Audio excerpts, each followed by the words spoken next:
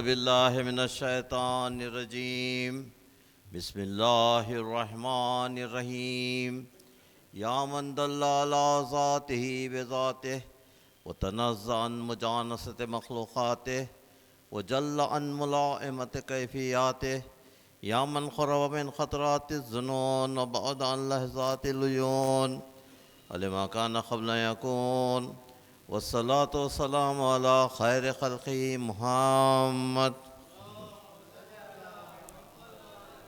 خاتم النبیین و سید المرسلین و رحمت اللہ للعالمین قال اللہ تبارک و تعالی فی کتاب المجید والفرقان الحمید وقال الحق اقم وجہک للدین حنیفا فطرۃ اللہ التی فطر الناس علیہا لا تبدیل لخلق اللہ ذالک الدین القیم ولکن اکثر الناس لا یعلمون صلوات محمد وعلی محمد۔ اسلام دین فطرت کے عنوان سے یہ مجالس کا سلسلہ جاری ہے۔ دین کے مختلف پہلوؤں پر میں نے اس سے قبل روشنی ڈالی تھی۔ کل کی مجلس میں نے جو چیزیں آپ کے سامنے بیان کی تھیں اور مختصراً ان احباب کے لیے جو کل تشریف نہیں لا سکے تھے، میں اس کے تھوڑا سا اس کا سمری بیان کرنا چاہتا ہوں۔ کل کی مجلس میں میرا عنوان اسلام میں انسان کا مقام تھا،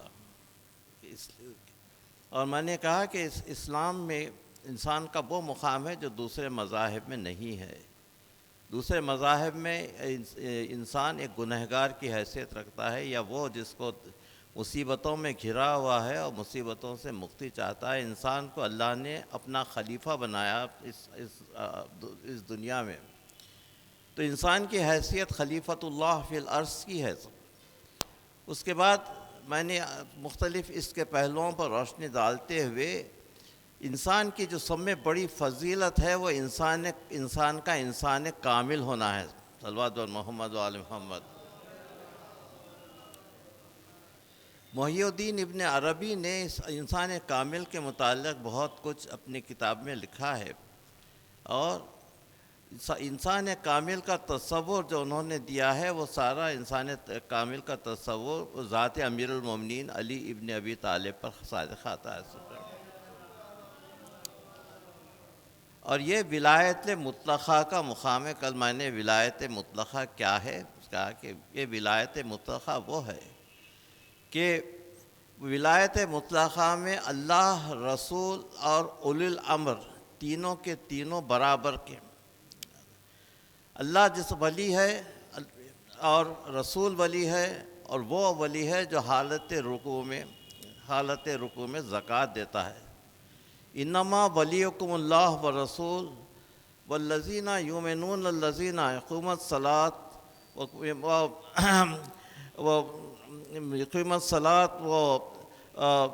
ویؤتون الزکوٰۃ وہم راکعون، کہ وہ اللہ ولی ہے، رسول ولی ہے، اور وہ ولی ہے جو نماز کو قائم کرتے ہیں اور زکوٰۃ دیتے ہیں حالت رکوع میں۔ تو اکثر محدثین کا سنی اور شیعہ ان کا خیال یہ ہے کہ یہ ولایت یہ اس آیت امیر المومنین علی ابن ابی طالب کی شان میں آئی ہے۔ تو ولی مطلق کا مطلب یہ ہے کہ سارے کا سارا اقتدار ان کے پاس ہے۔ اس پہلوؤں پر میں نے کل روشنی ڈالی تھی۔ آج کی مجلس سے میں نور کے متعلق عرض کروں گا کہ اہل بیت نور ہیں۔ حضور صلی اللہ علیہ وآلہ وسلم اور ائمہ طاہرین علیہ السلام نور ہیں، اور ہمارے جیسے انسان نہیں ہیں۔ اب آج کل بڑی غلط فہمی ہو رہی ہے، اور سمجھ رہے ہیں کہ نور کوئی چیز نہیں ہے اور یہ ہمارے جیسے انسان تھے۔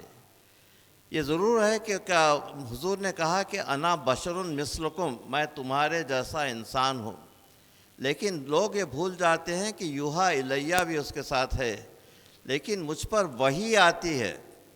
اگر حضور آپ کے جیسے ہیں تو آپ پر تو وحی نہیں آتی، لیکن حضور پر وحی آتی تھی، تو اس لیے ان کی نورانیت جو ہے مسلمہ ہے، اور اس حضور کی نورانیت اور امیر المومنین اور ائمہ کی نورانیت کے متعلق حضور کی ایک حدیث ہے، انا و علی بن نور واحد اول ما خلق اللہ نوری، جی میں اور علی ایک ہی نور سے ہیں، اور ہمارے نور کو سب سے پہلے خلق کیا گیا تھا، اول ما خلق اللہ نوری۔ تو یہ نور کب خلق ہوا؟ یہ نور اس وقت خلق ہوا نہ یہ زمین تھی نہ آسمان تھا، نہ اور کوئی اللہ کی مخلوق تھی، صرف اللہ وحدہ لا شریک لہ کی ذات تھی، اور یہ نور تھا جو اس کی عبادت کر رہا تھا، اس کے سوا اور کچھ نہیں تھا۔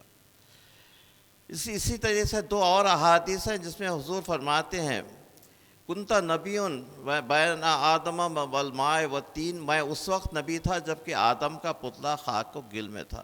اور امیر المومنین فرماتے ہیں کہ کنت ولی آدم بین الماء والطین، اس وقت ولی تھا جبکہ آدم کا پتلا آب و گل میں تھا۔ تو اس کا مطلب یہ ہے کہ ولایت مطلقہ کا مقام شروع سے اللہ کی پہلی مخلوق کے حیثیت سے نور اول پروردگار ہے، صلوات بر محمد و آل محمد۔ اب ایک حدیث کے طرف آپ کی توجہ مبذول کرنا چاہتا ہوں جس کو حدیث قدسی کہتے ہیں۔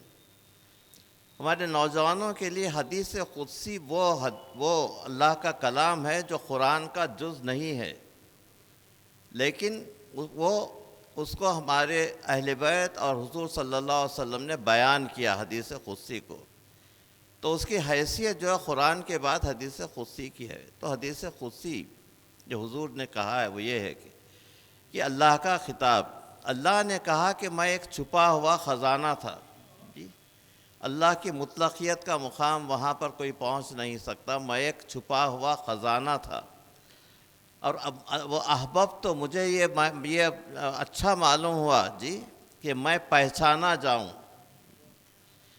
اور اس لیے میں نے خلقت کی ابتدا کی۔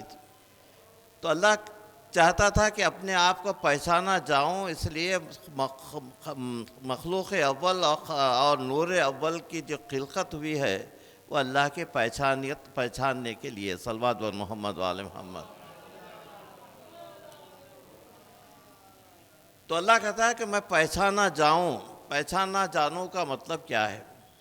اللہ تو اس کائنات میں آ نہیں سکتا، مطلقیت کے مقام سے اس کی وحدانیت یہ ہے کہ وہ ہر جگہ ہے، کسی ایک مقام پر آ نہیں سکتا، تو اس لیے اس نے ایسی مخلوق کو خلق کیا جو نور کی حیثیت سے اللہ کی نور کا عکس ہے، اور وہ بشر ہیں اور بشریت سے ان کا تعلق ہے، تو اس لیے ان کا ایک چہرہ اللہ کی طرف ہے اور دوسرا چہرہ مخلوق کی طرف سے، اللہ سے احکام لیتے جاتے ہیں اور مخلوق کو دیتے جاتے ہیں۔ اس طرح یہ جو نور اول ہے یہ خالق اور مخلوق کے درمیان ایک واسطہ ہے، صلوات بر محمد و آل محمد، اور اس واسطے کے بغیر آپ کچھ نہیں کر سکتے۔ اب یہ واسطہ کیا ہے؟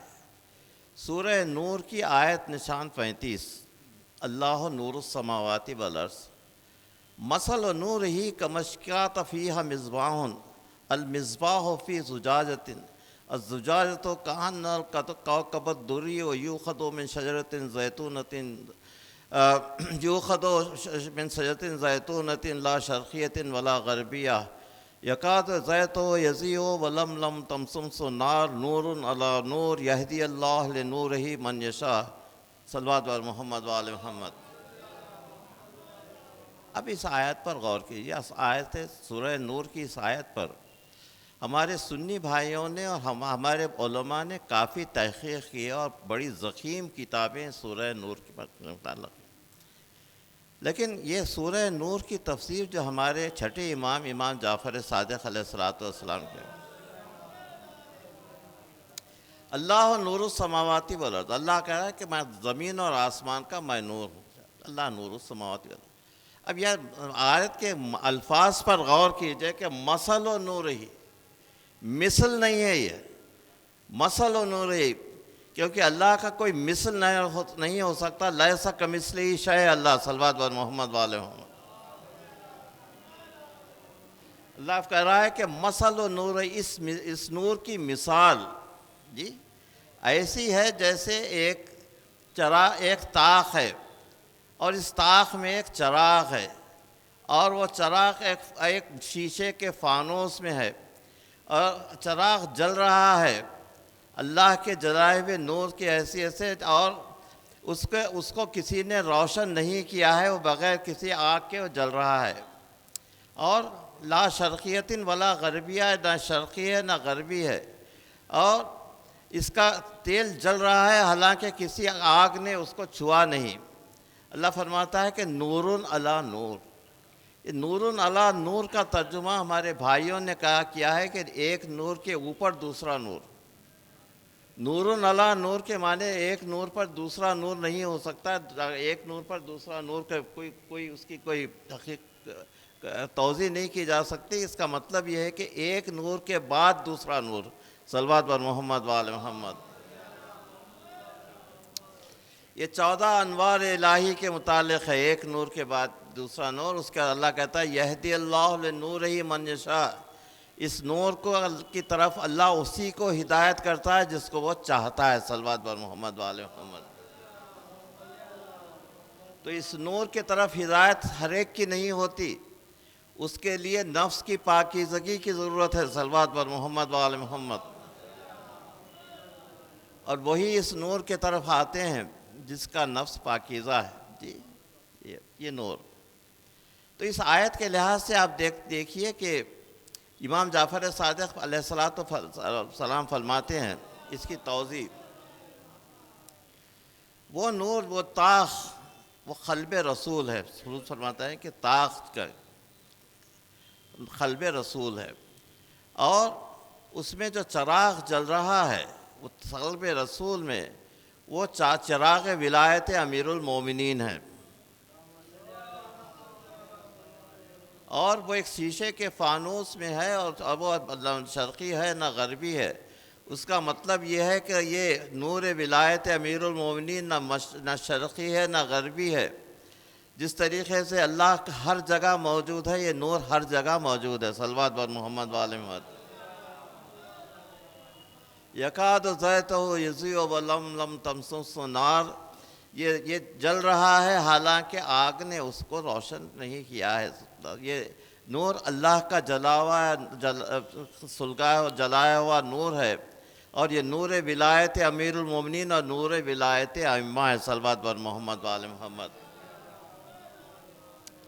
اور اس نور کی طرف ہدایت اس کی ہوتی ہے جن کو اللہ چاہتا ہے. جی تو مومنین اپنے آپ کو مبارکباد دینا چاہیے کہ اس نور کے طرف جو وہ راغب ہیں، اور نور علی ان کے دل میں جو ہے وہ یہ نور اللہ کے طرف سے توفیق ہے اس نور کی. واللہ جس کو توفیق نہیں ہوتی یہ نور وہاں پر نہیں جا سکتا. صلوات. اس کے لیے نور نفس کی پاکیزگی کی ضرورت ہے. تو اس آیت سے ظاہر یہ ہوگا کہ نور ائمہ نور ولایت نور ہے اللہ کی جد. اب یہ نور کب سے ہے؟ تو کب اور کہاں کا جو تعین ہوا، زمان اور مکان سے اس کا تعلق ہے، ٹائم اینڈ اسپیس سے. تو یہ اس وقت سے نور ہے جبکہ نہ زمان تھا نہ مکان تھا، صرف اللہ کا نور تھا، اور یہ ان کی تسبیح و تقدیس کر رہے تھے. تو یہ زمان اور مکان سے جو ہے یہ نور بے نیاز ہے، لا زمانی اور لا مکانی ہے یہ نور. جی چونکہ نا زمانی اور نا مکانی ہے اور اللہ کی پہلی مخلوق ہے. جی اس لیے اللہ کی وحدانیت کی شہادت کون دے سکتے ہیں؟ یہ بڑی خاص چیز آپ کے سامنے عرض کر رہا ہوں. اللہ کی وحدانیت کی شہادت وہ دے سکتے ہیں جس کو اللہ نے سب سے پہلے تخلیق کیا، وہ اللہ کی وحدانیت کا مشاہدہ کر چکے ہیں. صلوات بر محمد وآل محمد. سورہ آل عمران کی آیت نشان 16، یہ آیت کو آپ پڑھیے. اس آیت میں اللہ کہہ رہا ہے شہد اللہ انہ لا الہ الا ہو والملائکۃ وَأُولُو الْأَمْرِ قَائِمًا بِالْقِسْطِ أَن لَا الہ الا علی الحکیم، کہ اللہ گواہی، اب اللہ کی وحدانیت کی گواہی کون دے رہا ہے؟ اللہ خود گواہی دے رہا ہے اپنی وحدانیت کی، شہد اللہ انہ، کہ وہ اس کے سوائے کوئی پروردگار نہیں ہے۔ اور کون وہ گواہی دے رہے ہیں؟ ملائکہ گواہی دے رہے ہیں، کیونکہ ملائکہ بھی اللہ کی تخلیق ہے۔ اور وہ اولو العلم جس کو علم دیا گیا ہے وہ گواہی دے رہا ہے، جو دنیا میں عدل کو قائم کرنے کے لیے بھیجا گیا ہے، صلوات بر محمد وآل محمد، قائم بالقسط، کہ اللہ کے سوا کوئی پروردگار نہیں ہے۔ تو امیر المومنین نور اول کائنات اللہ کی الوہیت کے شاہد، صلوات بر محمد وآل محمد، اول مخلوق کی حیثیت سے اس آیت کے لحاظ سے وہ اولو العلم قائم بالقسط، وہ جس کو علم دیا گیا ہے اور جو عدل کو قائم کرنے کے لیے بھیجا گیا ہے، وہ بھی گواہی دے رہا ہے۔ تو اللہ، یہ نور اول جو ہے شاہد پروردگار، یہ شاہد پروردگار بھی ہے اور شاہد رسالت بھی ہے، صلوات بر محمد وآل محمد۔ سورہ رات کی 33ویں آیت، قُلْ كَفَىٰ بِاللَّهِ شَهِيدًا بَيْنِي وَبَيْنَكُمْ وَمَنْ عِندَهُ عِلْمُ الْكِتَابِ، صلوات بر محمد وآل محمد۔ جی، قَالَ الْكَافِرُونَ لَسْتَ مُرْسَلٌ، کافر کہتے ہیں کہ اے رسول تم رسول نہیں ہو۔ ان سے کہو کہ تمہاری رسالت کی گواہی کے لیے کافی ہے، کون کافی ہے؟ اللہ کافی ہے۔ جی، اور وہ جس کو پوری کتاب کا علم دیا گیا ہے، صلوات بر محمد وآل محمد۔ وہ کون ہے؟ وَمَنْ عِنْدَهُ عِلْمُ الْكِتَابِ، جس کو پوری کتاب کا علم دیا گیا ہے، وہ ذات ہے امیر المومنین علی ابن ابی طالب، صلوات بر محمد وآل محمد۔ ان کو اوت العلم کہا گیا ہے، والراسخون فی العلم کہا گیا ہے، من عندہ علم الکتاب، یہ سارے کے سارے وہ اس کے لیے ہے جس کی شان میں ہے کہ اللہ نے علم دیا، اور یہ امیر المومنین کی شان میں ہے۔ تو شاہد الوہیت بھی ہے اور شاہد رسالت بھی ہے، صلوات بر محمد وآل محمد۔ تو رسول اللہ کی شہادت دینے کے، رسول کی شہادت دینے کے لیے اللہ کس کے ساتھ ہے؟ اللہ کے ساتھ کون ہے رسول کی رسالت کی گواہی دینے؟ تو امیر المومنین اللہ کے ساتھ ہیں۔ جی، رسول کی گواہی دینے کے لیے یہ مقام ہے کہ اللہ کے ساتھ رسول کی گواہی دے رہے ہیں، صلوات بر محمد وآل محمد۔ تو الوہیت کی گواہی، رسالت کی گواہی اور مخلوق کی گواہی، صلوات بر محمد وآل محمد۔ مخلوق کی اس لیے گواہی کہ اللہ قرآن میں کہتا ہے کل شیء اناس بامامہم، یوم کل شیء اناس بامامہم، قیامت کا دن وہ ہوگا جب ہم ہر قوم کو، ہر لوگوں کو ان کے امام کے ساتھ بلائیں گے۔ جی، تو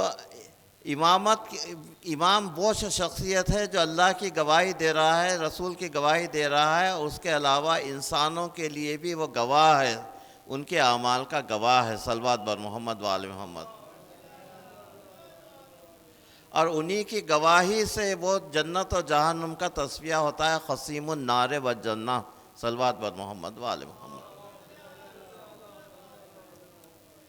اب میں آج کی مجلس میں یہ مضمون شروع کرنا چاہتا ہوں، لیکن وہ انشاءاللہ کل کی مجلس میں وہ تقریباً تکمیل کو پہنچے گا۔ تو یہ مسئلہ ہے کہ انسانی حقوق کیا ہیں۔ انسان کے مقام کے متعلق میں نے کہا کہ ولایت مطلقہ سے لے کر نور اول اور شاہد کائنات، یہ انسان کے مقامات ہیں، انسان کامل کے مقامات ہیں۔ انسانی حقوق کے متعلق آج کی مجلس میں آپ کے سامنے کچھ عرض کرنا چاہتا ہوں۔ انسانی حقوق کو اللہ نے قائم کیا ہے، اور انسانی حقوق کا تعلق 3 چیزوں سے ہے، اس کو یاد رکھیے۔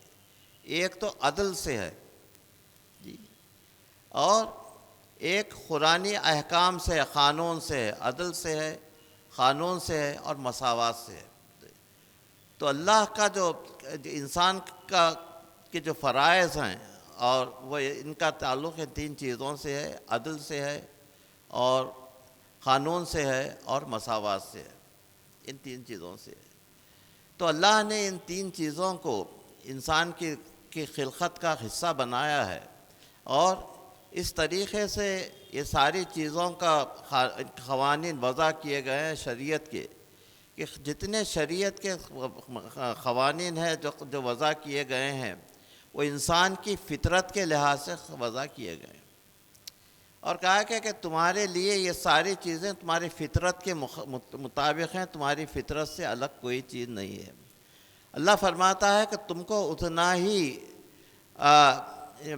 احکام کی ذمہ داری دی گئی جتنا تم اٹھا سکتے ہو، تمہاری صلاحیت سے زیادہ تم کو احکام نہیں دیے گئے۔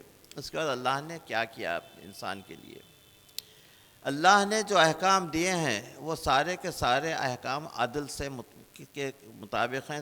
اللہ عادل ہے، تو انسان کو اللہ نے جو ذمہ داریاں دی ہیں وہ سارے کے سارا عدل اور قانون پر وہ مبنی ہے، کہ انسان قانون اور عدل سے آگے نہیں جائے۔ اور مولا فرماتے ہیں اور حضور فرماتے ہیں کہ انسان کی جو ذمہ داریاں ہیں وہ زیادہ ہیں، اور انسان کے فرائض زیادہ ہیں اور انسان کے حقوق بہت کم ہیں۔ میں نے شاید کل کی یا پرسوں کی مجلس میں اس کا ذکر کیا ہے کہ انسان کے حقوق کم ہیں اور ذمہ داریاں بہت زیادہ ہیں۔ تو انسان کے حقوق کیا ہیں؟ انسان کا حق یہ ہے کہ وہ اپنے آپ کو اللہ کے سامنے پیش کرے، اللہ کا ایک اچھا بندہ ہو جائے۔ جی، اللہ کا بندہ ہونا انسان کا سب سے بڑا فرض ہے، اور انسان کا بندہ ہونا اتنا بڑا مقام ہے کہ حضور کے لیے ہے کہ عبدہ و رسول ہو۔ ہم کہتے ہیں کہ پہلے اللہ کے عبد ہیں اور اللہ کے رسول ہیں، جی، اور ان کے مقرب ترین بندوں کے لیے یہ کہا گیا ہے کہ میرے بندوں میں شریک شامل ہو جا، یا ایھا النفس المطمئنہ، جی، میرے بندوں میں شامل ہو جا۔ جی، تو اللہ کا بندہ ہونا یہ انسان کا فرض ہے۔ اور انسان کے حقوق کیا ہیں؟ حقوق بہت کم ہیں، فرائض بہت زیادہ ہیں۔ فرائض میں یہ ہے کہ وہ خود کی اپنا فرض، کہ اپنے آپ کو، اپنے خود شناسی، اپنے آپ کو پہچانے اور اپنے آپ کو ایک اچھا انسان بنائے شریعت کے رولز کے لحاظ سے۔ جی، اس کے بعد اللہ شناسی، خود شناسی، اس کے بعد سوسائٹی کے حقوق، اپنے اولاد کے حقوق، اپنے اقربا کے حقوق، اور وہ حقوق جو جن کا تعلق دوسرے اقوام سے ہے، انسانوں کے متعلق حقوق، ملک کے حقوق، یہ سارے کے سارے حقوق انسان فرائض ہیں۔ یہ سب سارے فرائض ہیں اور ہر ایک کا حق ہے، اور انسان کے فرائض میں یہ چیز داخل ہو جاتی ہے کہ تمہارے فرائض میں تمہاری کمیونٹی ہے، تمہارا ملک ہے، اور مولا فرماتے ہیں اس ملک کے تم وفادار بن کر رہو جس ملک میں تم رہتے ہو۔ جی، کتنی بڑی بات ہے، دیکھیے کہ آپ اس ملک میں رہیں اور اس ملک کے خلاف باتیں کرنے لگیں تو یہ چیز جائز نہیں ہے۔ جس ملک میں رہتے ہو اس ملک کے وفادار بن کر رہو۔ اور ہمارا ملک ایسا ہے جہاں پر ساری کی ساری آزادی ہم کو دے دی گئی ہے۔ ہماری مجلسیں یہاں پر ہو رہی ہیں، ہمارے ماتمی جلوس یہاں پر ہو رہے ہیں۔ اسلام میں دو چیزیں ہیں، جی، ایک دارالاسلام، ایک دارالحرب۔ دارالاسلام وہاں ہے جو اسلامی قوانین کی پابندی ہوتی ہے، جی، اور جہاں پر سکون ہے اور اطمینان ہے، امن ہے۔ اور دارالحرب وہاں پر وہ اس مقام کو کہتے ہیں جہاں پر آپ کو نہ سکون ہے، نہ آپ کو مذہب کی آزادی ہے۔ اب بتائیے ہندوستان اور پاکستان میں دارالحرب کون ہے اور دارالاسلام کیا ہے؟ صلوات بر محمد وعلی محمد۔ اس ملک میں پوری کی پوری آزادی ہم کو اس سے فائدہ ہے کہ تم اس ملک کے وفادار رہو جس ملک میں تم رہتے ہو۔ تو اللہ انسان کے فرائض میں یہ ساری چیزیں داخل ہیں۔ اور انسان کے فرائض میں عدل کا سب میں بڑا مقام ہے، اور عدل کے متعلق اللہ عادل ہے، اور عدل کی تلقین جو امیر المومنین علی ابن ابی طالب نے کی تھی وہ عدل اور مساوات کی تعلیم جو حضور نے کی تھی، وہ اس پیمانے کی ہے کہ آج ویسٹرن دنیا وہ پڑھ کر اشش کرنے لگتی ہے۔ ایمینوئل میڈلونگ جو ہے، دی سکسیسرس آف پروفٹ محمد، اس نے کتاب لکھی ہے، جو لکھا ہے کہ امیر المومنین کی تعریف کی، اس میں اس کا سارے خلفاء کا بیان کیا ہے، اور ان کے جو حرکات تھے ان حرکات پہ روشنی ڈالی ہے، کیونکہ آج کوئی چیز تاریخ سے چھپی بھی نہیں رہ سکتی، لوگ ویسٹرن دنیا اس پر کام کر رہی ہے، اور علی کے حقائق کے متعلق جو باتیں ہیں وہ بیان کی جا رہی ہیں۔ تو کہہ رہا تھا کہ علی کا سب میں بڑا دشمن وہ ان کا عدل کے ساتھ ان کا انہماک تھا، عدل کے ساتھ ان کا منسلک ہونا تھا، کہ عدل ہی ان کی زندگی کا محاصل تھا، اور عدل سے ہٹ کر کوئی کام نہیں کرتے تھے، اور عدل جو ہے ان کا سب سے بڑا دشمن تھا، اور یہی ان کی شہادت کا باعث ہوا، ان کا عدل سے متمسک رہنا جو ہے۔ اب معاویہ کے ساتھ جتنے اختلافات ہیں وہ دیکھیے، وہ سارا عدل قائم کرنے کے لیے تھا، کیونکہ معاویہ ایک ایسے معاشرے کو قائم کرنا چاہتا تھا جس معاشرے میں شراب نوشی، اور جس معاشرے میں ہر قسم کے اسلام کے خلاف چیزیں، تو امیر المومنین نے اس کا مقابلہ کیا، امام حسن علیہ السلام نے ان کا مقابلہ کیا، اور امام حسین علیہ السلام نے اپنی جان دے دی اسلام کو بچانے کے لیے۔ صلوات بر محمد و آل محمد۔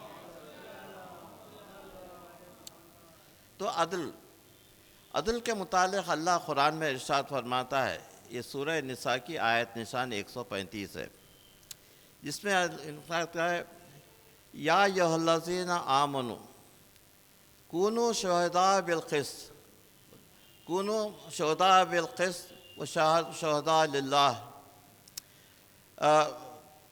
کہ اے ایمان لانے والو تم عدل سے متمسک ہو جاؤ، اور یہ عدل سے اس طریقے سے متمسک ہو جاؤ کہ اگر یہ عدل اور انصاف اگر تمہارے خلاف بھی ہے، تمہارے رشتہ داروں کے خلاف ہے، تمہارے اقربا کے خلاف ہے، تو تم اس کے باوجود بھی تم عدل سے متمسک ہو جاؤ، عدل سے انحراف مت کرو۔ جی، چاہے وہ چھوٹا ہو یا بڑا ہو، اللہ سب سے بڑا ہے، اور عدل کو قائم کرنے میں کسی قسم کے پس و پیش مت کرو۔ کہہ رہا تھا، اللہ کہہ رہا ہے کہ کسی قسم کا پس و پیش عدل کے قائم کرنے میں مت کرو، اللہ ہر چیز کو دیکھنے والا ہے۔ صلوات بر محمد معلوم۔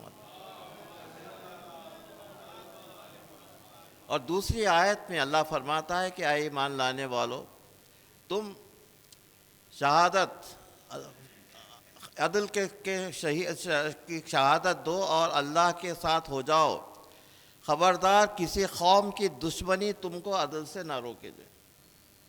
لا یجرمنکم شنآن قوم ان تعدلوا اعدلوا اقرب الی اللہ، تم کسی قوم کی دشمنی تم کو عدل سے نہ روکے جائے، عدل سے متمسک رہو، اور جو ہے اللہ کو جو ہے عدل بہت پسند ہے۔ تو عدل کا اتنا تعلق کہ اللہ فرماتا ہے کہ عدل کے سوا سارے کا سارا انتظام عدل پہ منحصر ہے، اور ہماری قوم میں ہم عدل کو اصول دین کا ایک جز سمجھتے ہیں۔ عدل ہمارے پاس اللہ کے ساتھ توحید کے ساتھ عدل بھی ہے، اور اس کے بعد نبوت اور قیامت و امامت یہ ہے اس کے اندر۔ تو جس قوم میں عدل کا کوئی تصور نہیں ہے، اس قوم میں وہ اللہ کو ایک بہت بڑا ظالم سمجھتا ہے، کہ اللہ جتنا ظلم ہو رہا ہے وہ اللہ کی طرف سے ہے۔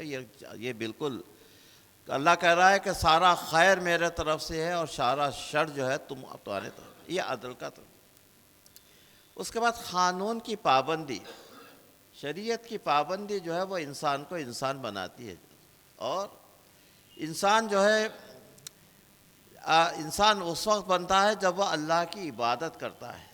تو اچھا انسان بننے کے لیے اللہ کی عبادت ضروری ہے، اور اللہ کی عبادت جو ہے انسان کو ابدیت کے مقام پر آتی ہے، اس طریقے سے کہ اللہ کہنے لگتا ہے کہ اب میں تمہارے رگے جان سے زیادہ قریب ہوں، صلوات بر محمد وآل محمد۔ اور تیسرا مقام مساوات کا ہے اسلام میں، مساوات کہ سارے انسان مساوی ہیں۔ اب یہ سارے انسان اس میں جو ہے مسلمان بھی ہیں، ہندو ہیں، کافر ہیں، جتنے ہیں وہ سارے کے سارے کے لیے، سارے انسانوں کے لیے سب مساوات ہے۔ تو ان سارے انسانوں کے لیے یا بنی آدم کہہ رہا ہے اللہ قرآن میں، یا بنی آدم۔ سورہ یاسین میں بھی یا بنی آدم اللہ تعبدوا الشیطان انہ لکم عدو مبین۔ تو یا بنی آدم جو ہے قرآن میں اللہ نے 7 مرتبہ استعمال کیا ہے، یا بنی آدم جی۔ تو بنی آدم کے طور پر اللہ نے اس انسان کو مخاطب کیا ہے، اور اس طریقے سے کہ ان کے حقوق فراہم کیے ہیں۔ اور جہاں تک مساوات کا تعلق ہے، اللہ جو ہے وہ جو نامسلم ہیں، جو مسلمان نہیں ہیں، ان کے لیے بھی اللہ کا انصاف ہے۔ قرآن میں لوگ پوچھتے ہیں کہ بھئی کیا ہندو سب جہنم میں جائیں گے، کیا عیسائی جہنم میں جائیں گے؟ نہیں، اللہ کہہ رہا ہے کہ جو اللہ پر ایمان لائے اور یوم آخر پر ایمان لائے، چاہے وہ مجوسی ہو، یہودی ہو، چاہے کوئی ہو، اس کے لیے اس کی جزا ہے، مقرر ہے، اور اللہ اس کو ان کی جزا دے گا قیامت کے دن۔ لیکن یہ کیا جزا دے گا وہ اللہ کو معلوم ہے کہ وہ جزا کیا ملنے والی ہے ان کی۔ یہ جزا وہ نہیں ہو سکتی جو ایک مومن کی جزا ہے۔ مومن کی جزا قرب محمد و آل محمد ہے، صلوات بر محمد و آل محمد۔ لیکن یہ جزا جو ملنے والی ہے، وہ یہ جزا وہ الگ ہے، لیکن یہ جزا یہ ہے کہ ان کو وہ جزا ان کو ملے گی اور جزا سے محروم نہیں ہوں گے۔ اللہ کے پاس عدل ہے، تو اس لیے یہ کہنا غلط ہے کہ جہنم میں جائیں گے، بالکل غلط ہے۔ جہنم میں وہ جائے گا جس کے اعمال بد ہیں، اور جو اللہ میں شرک کرتا ہے اور نبوت میں شرک کرتا ہے اور امامت میں شرک کرتا ہے، صلوات بر محمد و آل محمد۔ یہ مساوات کے متعلق۔ اور اللہ کا جو ہے وہ میگنا کارٹا جس کو کہتے ہیں قرآن کا، وہ یہ ہے کہ یا ایھا الناس انا خلقناکم من ذکر و انثی وجعلناکم شعوبا وقبائل لتعارفوا ان اکرمکم عند اللہ اتقاکم، صلوات بر محمد و آل محمد۔ ابھی دیکھیے یہ یا ایھا الناس ہے، یہ مسلمانوں سے خطاب نہیں ہے، اے انسانوں، میں نے تم کو مرد اور عورت کی شکل میں پیدا کیا اور مختلف قبائل میں اور شمائل میں تقسیم کر دیا تاکہ تم پہچانے جا سکو۔ تو جغرافیائی حدود جو ہیں کہ کوئی امریکن ہے، کوئی انڈین ہے، کوئی افریقن ہے، یہ سارے کے سارے چیزیں یہ ہے کہ انسان کے پہچان کے لیے کسی کی فضیلت کا باعث نہیں ہے کہ انڈین ہونا کوئی فضیلت ہے یا امریکن ہونا کوئی فضیلت ہے۔ اسی طریقے سے زبانوں کا فرق، کہ کوئی انگریزی بول رہا ہے، کوئی اردو بول رہا ہے، کوئی ہندی بول رہا ہے، کوئی تامل بول رہا ہے، سارے کے سارے چیزیں انسانوں کی جو مختلف زبانیں ہیں قبائل کے ساتھ، جغرافیائی اور لسانی جو فرق ہے، یہ سب کے سب اس لیے اللہ کہہ رہا ہے کہ تاکہ تم کو میں پہچان سکوں، تاکہ تم پہچانے جا سکو۔ لیکن سب میں زیادہ تمہارے پاس جو اللہ کے قریب ہے وہ ہے جو صاحب تقویٰ ہے، صلوات بر محمد۔ انما اکرمکم عند اللہ اتقاکم، اللہ کے پاس مکرم وہ ہے جو صاحب تقویٰ ہے۔ اب اس کی مثال آپ دیکھیے حضور کی زندگی میں، دیکھیے کہ حضور کا جو موزن تھا وہ ایک بلال حبشی جی، اور اس طریقے سے نیشنل انٹیگریشن کا حضور نے جو سبق دیا کہ ایک حبشی کو موزن بنایا، اور لوگوں نے آ کے کہا کہ یہ بلال جو اذان دیتے ہیں ان کو سین اور شین میں کوئی فرق نہیں ہے۔ تو حضور فرمانے لگے کہ بلال کا شین تمہاری سین سے بلال کا سین تمہاری شین سے زیادہ اللہ کو پسند ہے، اس طریقے سے۔ تو نیشنل انٹیگریشن کا اسلام نے جو سبق دیا، اور اب دیکھیے مولا کا غلام جو جی ابو ذر غفاری خود ایک غلام کی حیثیت سے آیا، اور ابو ذر غفاری کا کیا مقام تھا جی، اور اسی طریقے سے ابو ذر غفاری اور جتنے غلام تھے، اور حضرت فضا کا کیا مقام تھا جسے. تو اسلام نے غلاموں کے متعلق جو کچھ نہیں کہا، لیکن غلاموں کے انسانی مساوات میں اتنے حقوق مقرر کر دیے کہ اور ہمارے ائمہ نے اپنے غلاموں کے ساتھ ایسا سلوک کیا کہ وہ آزاد انسانوں سے زیادہ قریب ہو گئے. صلوات بر محمد و آل محمد. امیر المومنین تشریف لے جا رہے تھے، خنبر ان کے ساتھ تھے. خنبر امیر المومنین کے غلام تھے. دیکھا کہ راستے میں ایک تھیلی پڑی ہوئی ہے، تو امیر المومنین نے وہ تھیلی پر جو ہے اپنے پاؤں سے بازو ہٹا دیا. خنبر پیچھے چل رہے تھے، انہوں نے اپنے اور پیچھے ہٹا دیا. امیر المومنین رک گئے اور کہا کہ خنبر، تم کو معلوم ہے اس تھیلی میں کیا ہے؟ تو بولے مولا مجھے معلوم کرنے کی ضرورت نہیں ہے، جس چیز کو آپ نے ٹھکرا دیا میں نے بھی ٹھکرا دیا. صلوات بر محمد والے. جس چیز کو آپ نے ٹھکرا دیا میں نے بھی ٹھکرا دیا. اور جناب فضا کا کیا مقام تھا؟ جناب فضا کا وہ مقام تھا کہ حضور کو انہوں نے دعوت دی. رمضان کے دن تھے، روزے کی دعوت دی، اور کسی کو گھر میں نہیں کہا. شہزادی کونین سے اس کا ذکر نہیں کیا کہ انہوں نے حضور کی دعوت دی ہے. جب روزے کا وقت ہوا تو جب شہزادی کونین کہنے لگی کہ فضا تم نے بابا کو بلایا ہے، کوئی انتظام نہیں. کہا شہزادی آپ اس کی کوئی فکر نہیں کیجیے. مصلی بچھایا اور دو زانو ہو گئیں، اور اللہ سے دعا کرنے لگی کہ یا اللہ میں تیری کنیز خاص کی کنیز ہوں، میری اس دعا کو رد مت کر. خوان نعمت اسی طریقے سے آسمان سے نازل ہوا جیسے حضرت عیسیٰ کے لیے خوان نعمت نازل ہوا تھا. لیکن حضرت عیسیٰ کے لیے جو خوان نعمت نازل ہوا سورہ مریم میں دیکھیے، اس کے ساتھ یہ ہے کہ اگر تم نے اللہ کی بدگمانی کی، اللہ سے مجھ سے الگ رہے، تو ایسا عذاب نازل کروں گا کہ کسی قوم پر عذاب ایسا نازل نہیں ہوا. تو خوان نعمت کے ساتھ عذاب تھا، یہاں خوان نعمت کے ساتھ رحمت ہی رحمت تھی. صلوات بر محمد و آل محمد. تو شہزادی کونین کی کنیز کا یہ مقام کہ آسمان سے خوان نعمت منگوا سکتی ہے. اور جناب فضا کے متعلق یہ ہے کہ اس قرآن کی آیتوں میں باتیں کرتی تھیں لوگوں سے، جو بھی سوال و جواب ہے وہ قرآن کی آیتوں میں ہوتا تھا. ہر سال پاپیادہ حج کرتی تھیں اور ایک مرتبہ حج کر رہی تھیں. ان کا جو ٹٹو تھا جس سے حج کرتی تھی، وہ ٹٹو بیمار ہو گیا، مر گیا. راستے میں رک گئیں، کہنے لگا کہ یا اللہ نہ تو نے مجھے اپنے گھر میں رکھا، نہ مجھے تو نے مجھے نہ اپنے گھر میں رہنے دیا، نہ تیرے گھر میں بلایا، میرے لیے انتظام کر. فوراً وہاں سے ایک سوار آیا اور حضرت فضا کو جو ہے وہ مشرف و حج میں. اس طریقے سے یہ فضائل ہے ہمارے ائمہ کے، غلاموں کے اور کنیزوں کے. صلوات بر محمد و آل محمد.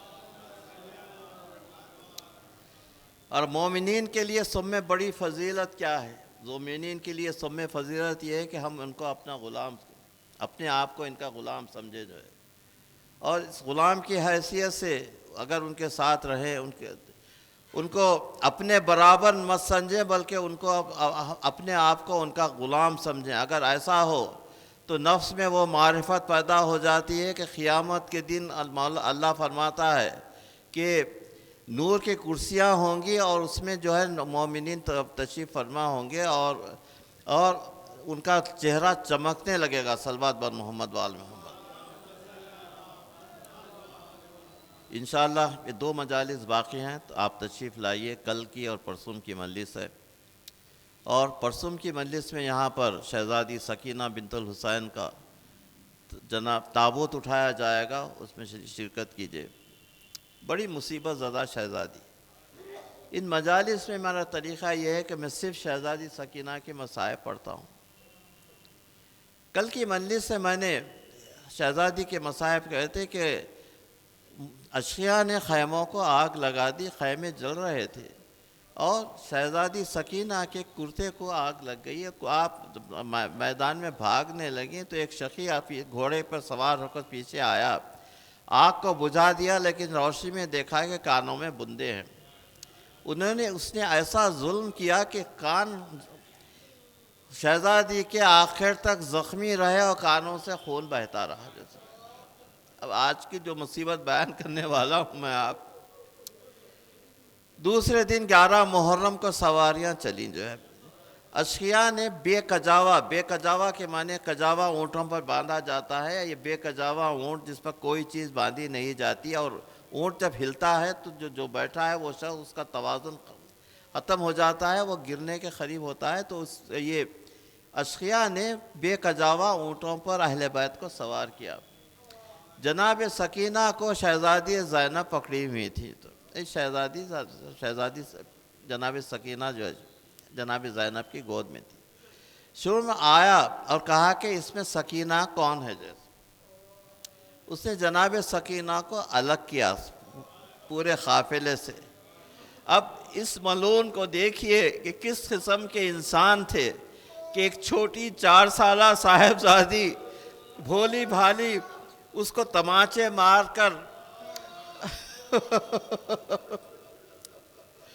آج کی دنیا میں آپ نے بلالہ کے متعلق سنا ہوگا کہ وہ ماری گئی، اس کو زخمی ہوئی، لوگوں نے اس کا علاج کیا، اور آپ نوبل پرائز اس کو دیا گیا ہے۔ کیا شہزادی سکینہ اس زمانے میں اس قابل نہیں تھی کہ ان کو دلاسا دیا جاتا؟ اس ملعون نے ایسا ظلم کیا، شہزادی کو ایک بے کجاوا اونٹ کے پیٹھ سے باندھ دیا گیا۔ اب اونٹ جب چلنے لگا تو شہزادی کی جتنی پسلیاں تھی اونٹ کی رگڑ سے پسلیاں ٹوٹ گئی۔ دادی کی پسلیوں کو توڑنے والا کوئی اور تھا، لیکن یہ بھی فاطمہ تھی، اس کی پسلیاں اونٹ سے ٹوٹ گئیں۔ سَيَعْلَمُ الَّذِينَ ظَلَمُوا أَيَّ مُنْقَلِبٍ يَنْقَلِبُونَ۔ الہی قلبی محجوب و نفسی معیوب عقلی مغلوب غائی غالب، طاعت خلیل معصیت کثیر لسانی مقر فی الذنوب، کیف حیلتی ستار کشاف قروب اغفر ذنوبی کلہا برحمت محمد اطرت طاہرین یا غفار یا غفار یا غفار برحمتک یا ارحم الراحمین۔ سَيَعْلَمُ الَّذِينَ ظَلَمُوا أَيَّ مُنْقَلِبٍ يَنْقَلِبُونَ۔